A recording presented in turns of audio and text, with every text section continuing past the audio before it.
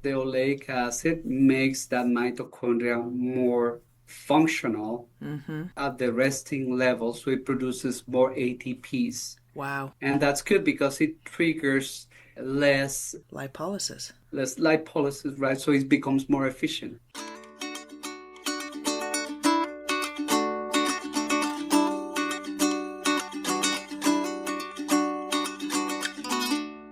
Welcome back, everyone, to the Dairy Science Digest. This is a podcast designed to bring the Journal of Dairy Science straight to the ears of dairy producers.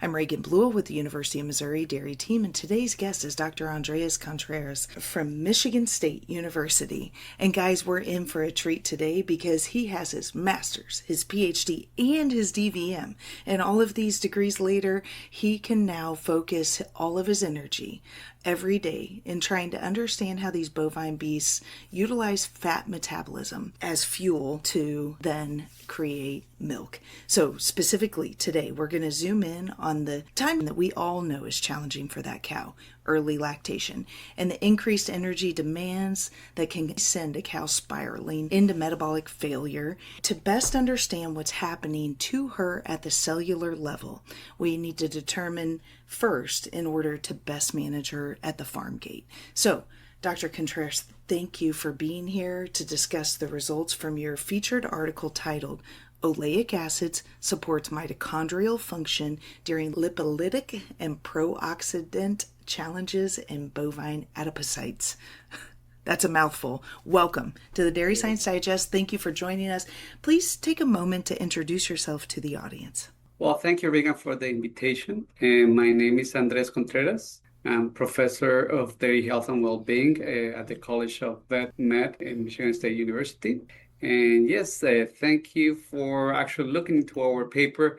It's a little bit complex because the complexity of how cows obtain their energy to support lactation during the first week after calving is very difficult to understand. And we focus our research particularly on the use of fatty acids, specifically palmitic and oleic acid. I know probably your listeners already use those supplements during the early weeks after parturition, and we were trying to understand how is that those two fatty acids work right at the center of the cell unit that generates energy, which is the mitochondria. This topic is this one's a little hard, so I think we're gonna do it a little differently than we have in previous editions. I'm gonna take my favorite question that is always at the end of the podcast and bring it to the beginning.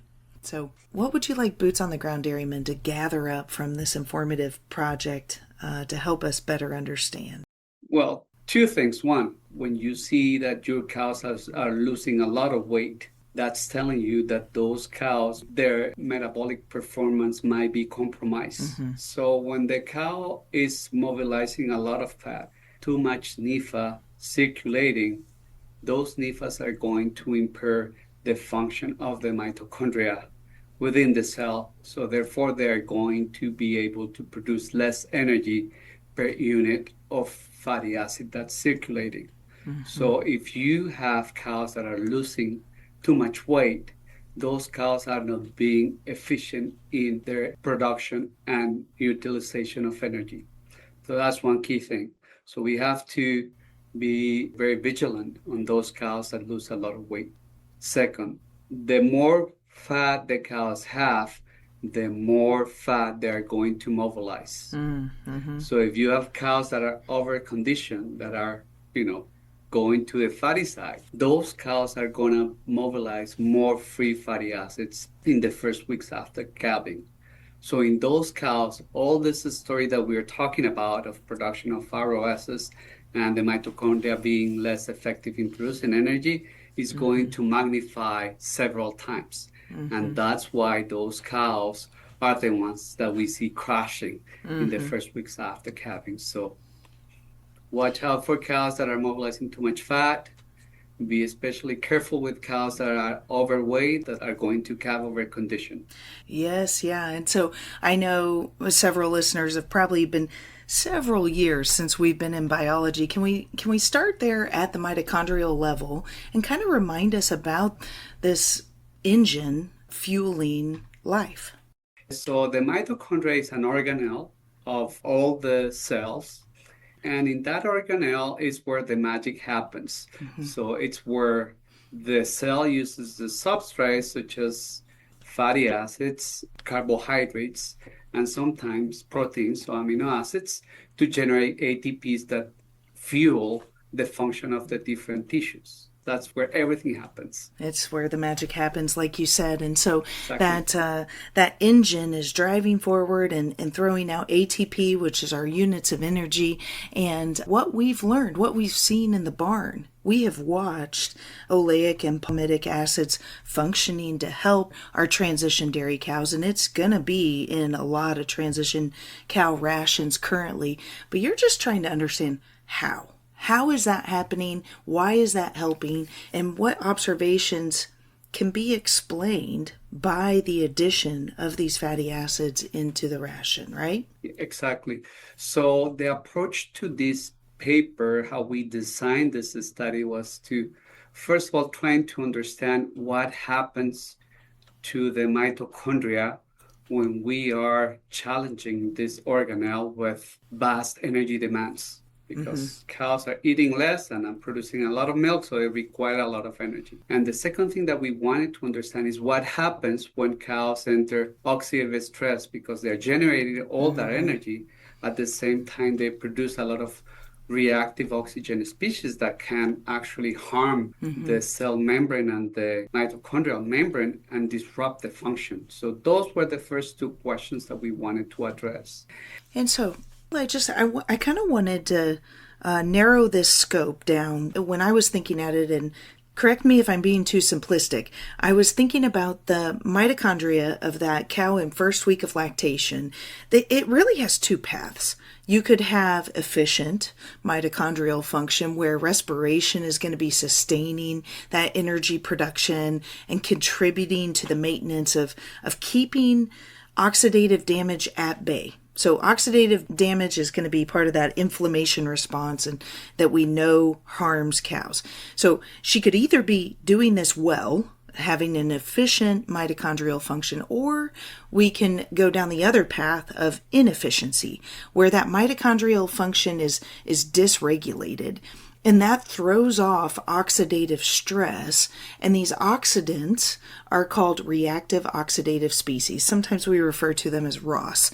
And so that oxidative stress at a cellular level is kind of chewing away at the cow. And it's really challenging her immune system. Is that correct? Exactly. So in this study, what we show is that when cows start to mobilize fat, so that's the fat mobilization we call. Those NEFAs. Yes, it actually induces a very transient dysfunction of the mitochondria. Usually, because we did this in vitro, so we took the cells from the cows and we exposed them to an environment that was similar to what cows experience right after calving. Stress. So high NEFAs and high concentrations of ROS. So what we found is that when we induce this lipolysis or the fat breakdown in these particular fat cells, the mitochondria starts to suffer. However, that stress is transient. So we expose these cells for about 3 hours to this fat breakdown challenge. And what we found is that they recover after the 3 hours period. But what happens in the cows that don't do well in the transition period is that they continue to spiral, having this fat breakdown, and that really becomes a vicious circle where more lipolysis induces more mitochondrial dysfunction, and then the cow never really recovers from stress that this fat breakdown produces in the mitochondria. And that's why you see that some of those cows lose a lot of weight, but they don't do well in the first weeks after calving. Sure.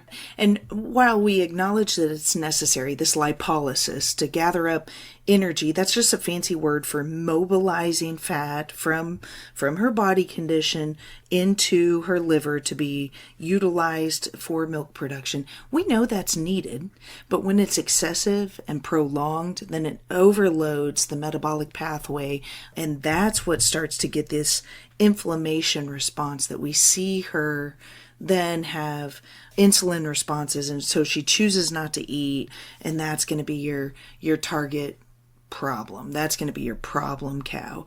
And so while most editions of this podcast we go through and we really comb out each individual treatment and data, the treatments here is really you've cut out a piece of fat from bovines and you've put it on a cell dish, and then you stressed out this little piece of fat to mobilize this mitochondrial response.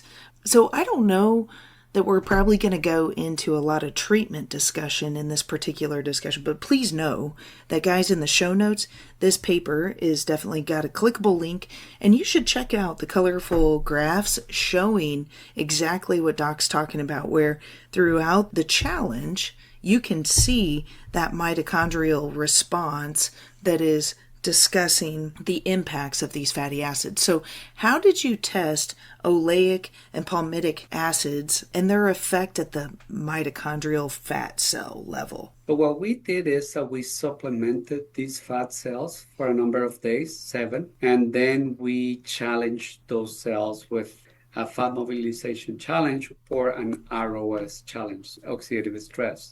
And what we found was, first of all, that when you challenge these fat cells with fat mobilization, with inducing lipolysis or fat breakdown, they have a transient state where their mitochondria suffers and becomes dysfunctional. Mm-hmm. But then after about 3 hours, it recovers its function. However, when we included oleic acid, the oleic acid made the fat cells more resistant to the challenge. And it also made the fat cells more resistant to the oxidative stress challenge.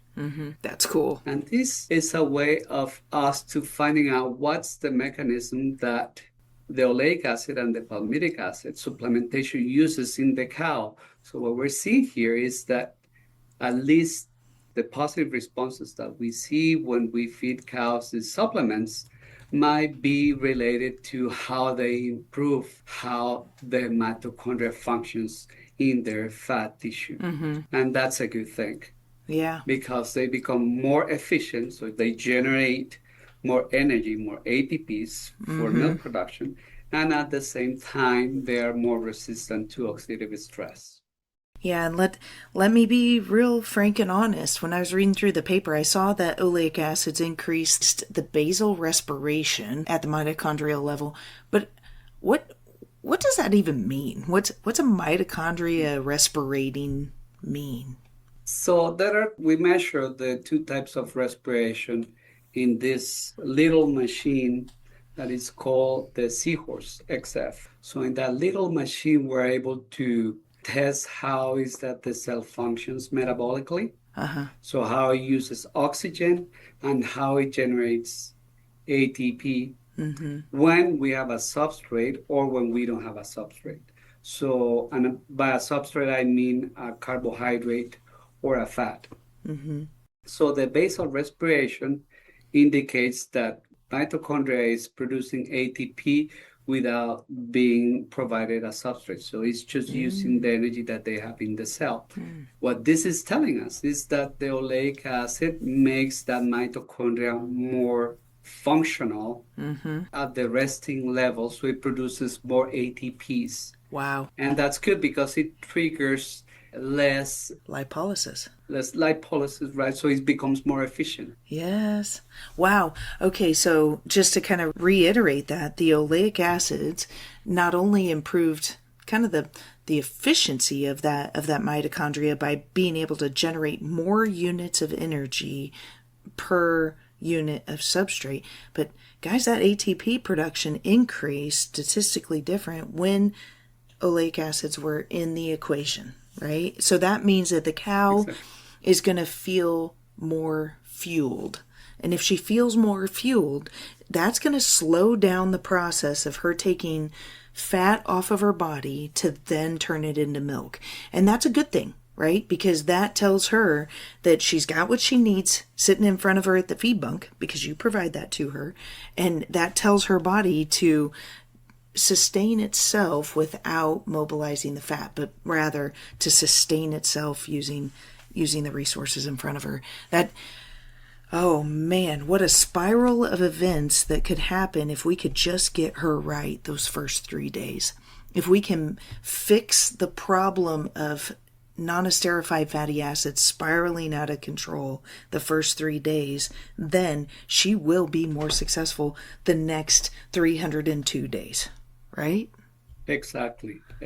Nicely summarized. Yeah. Boy, if that doesn't get you excited, I don't know what is, right? That's very, very awesome. Okay, and so another thing that I thought was interesting, kind of a discussion about redox. And so I read about redox in some of the literature, but I guess I never really had read it quite like you had it phrased in your article. And it really helped me understand the immune system provides antioxidants, right? We hear about the immune system and antioxidants. And then we just got done talking about how when she's mobilizing fat, it generates oxidants or oxidative damage, right? Because she's using these fats in that way. So redox is the way the body is relating to the ratio of bad oxidants to good antioxidants being provided by the immune system. Can you speak to oleic acids or palmitic acids and their ability to help with this redox balance? Yeah, so one thing that's important to note is that the reactive oxygen species, or pro-oxidants as you call it, they're generated by the immune cells and also by the fat cells, because production of ATP would always generate throw off. Yeah, a byproduct of respiration might include these reactive oxygen species, or ROS. So what the cell does to counteract that continuous release of these ROSs is to have antioxidants, right? And those neutralize those ROS that are generated. In this study, we found that lipolysis or fat breakdown induces the production of these ROS. And that, coupled with the mitochondrial respiration, might overwhelm the fat cell in this case with a lot of ROSs.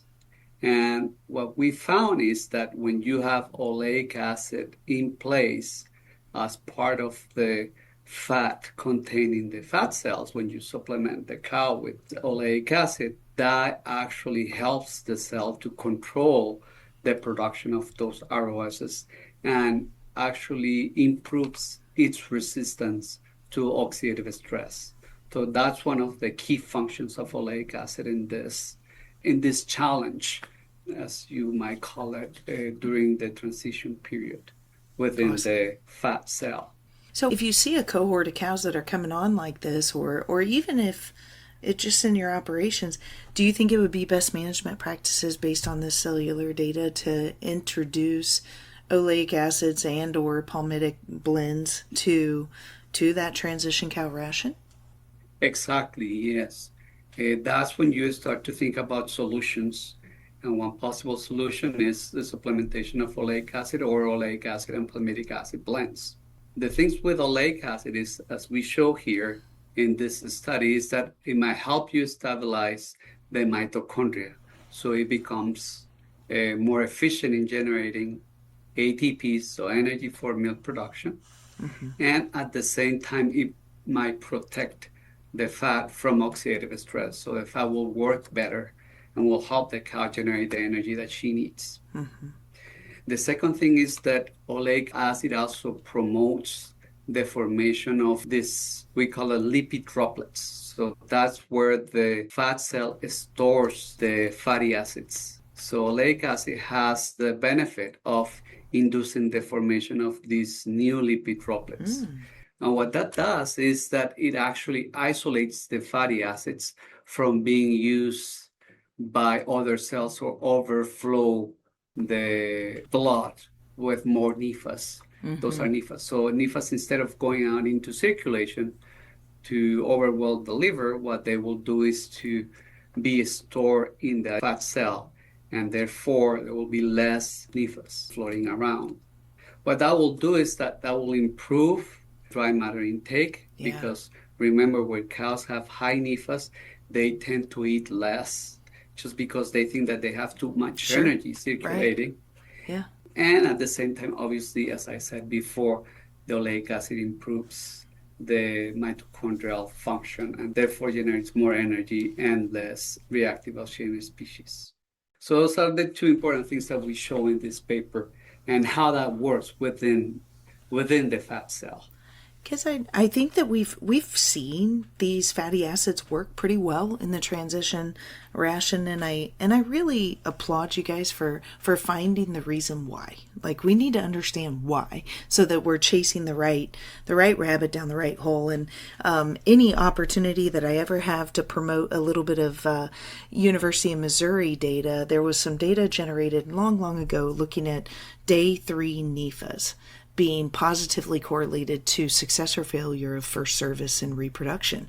So here we're hyper focused on that first week of production, but guys, that has lasting implications, and you know it, right? The data suggests that if she's got this spiraling out of control NEFA in her blood day 3, she's not going to breed back 60 days later, and so it's just all the more reason to help make sure that we're taking the time to fuel this beast with exactly what she needs to equip her to be successful through this very challenging window.